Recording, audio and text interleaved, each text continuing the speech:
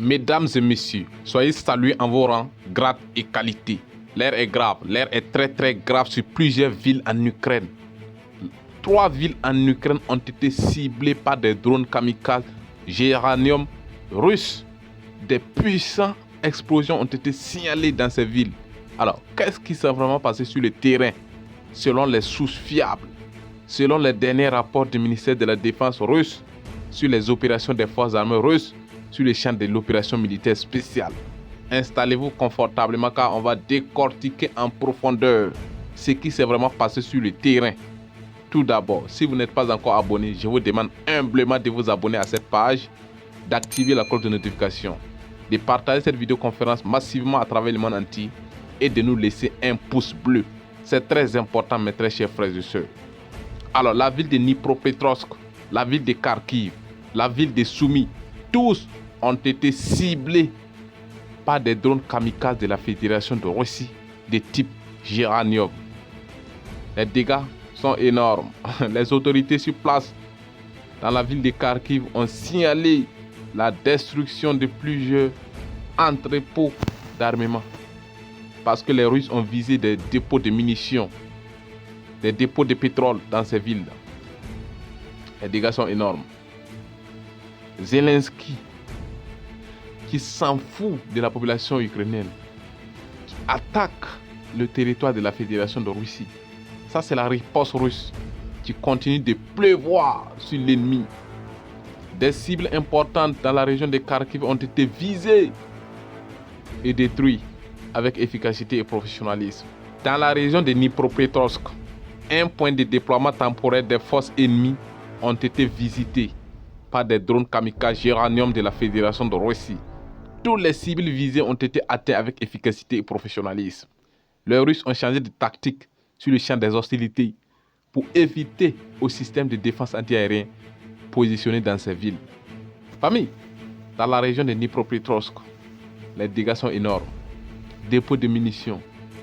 Une fortification ennemie a été détruite par des drones kamikazes de la Fédération de Russie, nous rapporte la chaîne Telegram russe ZZ. Il y a des vidéos, on ne peut pas les mettre ici tout simplement parce qu'on n'a pas de droits d'auteur. Et puis, la plateforme va bloquer ce genre de vidéos-là. Donc, je vous demande humblement, une fois de plus, de partager ça dans tous les groupes possibles pour informer le maximum de personnes. Les forces armées ukrainiennes qui avaient fait des fortifications puissantes dans la région de Dnipropetrovsk, les Russes ont commencé à envoyer des drones dans ces fortifications. Et les dégâts sont énormes en vie humaine et en matériel. Les matériels militaires de l'OTAN se font détruire par les drones kamikazes russes. Dans la région de Soumy, qui a été une base arrière pour les forces armées ukrainiennes dans les opérations dans la région de Kursk et qui est aujourd'hui une base arrière encore pour les forces armées ukrainiennes dans les tentatives d'incursion dans la région de Belgorod.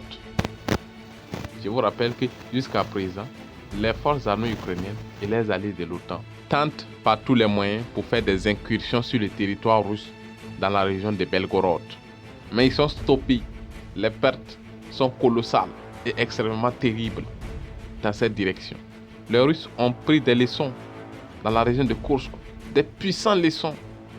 Donc, la frontière est renforcée de façon puissante. La ville de Soumy est toujours dans le collimateur des forces armées russes. Les Russes veulent faire une zone tampon dans la ville de Soumy pour éviter toute tentative d'incursion sur le territoire russe.